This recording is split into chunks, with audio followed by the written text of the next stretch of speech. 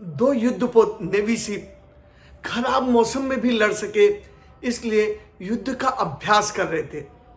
सामने घनघोर कुहासा होने के कारण स्पष्ट कुछ दिखाई नहीं दे रहा है। शिप का कप्तान पीछे चीजों का निरीक्षण कर रहा और सिक्योरिटी गार्ड दौड़ते हुए अचानक आकर कहता है, सर सामने से कोई तेज रोशनी दिखाई दे रही है, मानो कोई कुछ सिग्नल दे रहा है। बोले रोशनी स्थिर है या हिल रही है? बोले सर स्थिर है। इसका मतलब हम सामने खड़े शिप से टकरा सकते हैं। लाइटमैन को तुरंत आदेश दिया जाए कि उस शिप को मैसेज दे कि वो अपने आप को 30 डिग्री राइट ले जाए।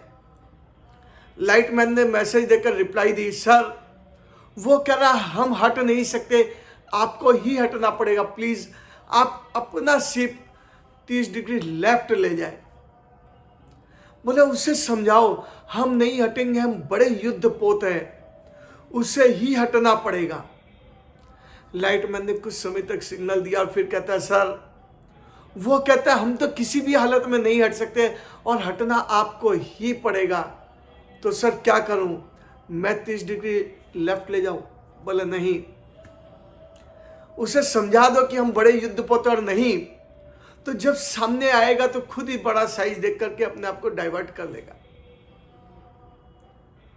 और थोड़ी देर बाद जब कप्तान को इमरजेंसी कॉल के साथ बुलाया गया तो आकर देखता, ओह नो, सामने तो लाइट हाउस था।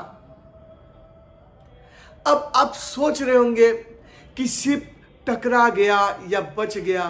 टकरा गया तो कितने लोग मरे, कितने बचे, यह मुझे भी नहीं पता, क्योंकि मैंने जो कहानी पढ़ी वो इतनी ही लिखी हुई थी। मगर हाँ, इस कहानी से जो समझ में आया, लेखक जो समझाना चाहता है, यदि हम उस बात को समझ जाए तो हमारे शिप डेली लाइट हाउस से टकराने से बच सकते हैं। देखिए, हम सभी अपने मन बुद्धि अहंकार के कैप्टन हैं और कई बार हम इतने ईगोइस्टिक हो जाते हैं कि सामने वाला हमसे छोटा, उससे ही झुकना पड़ेगा, हटना पड़ेगा। हो सकता है कई बार सामने वाला गलत हो या छोटा है, इसलिए वो अपना शिप डाइवर्ट कर ले, मीन्स अपने आप को कंट्रोल कर ले। मगर कई बार सामने लाइट हाउस या हमसे बड़े शिप भी आ सकते हैं। और मान लीजिए यदि उस समय कैप्टन ने उस सिग्नल को समझ करके अपना रूट डाइवर्ट कर लिया होता, ये भी हो सकता है कि भिड़ गया, ये भी हो सकता है बच गया। और बच भी गया तो किस कंडीशन में रहा होगा, इतने झटके से शिप को टर्न किया, इतने बड़े, कुछ ना कुछ डैमेज अवश्य हुआ होगा।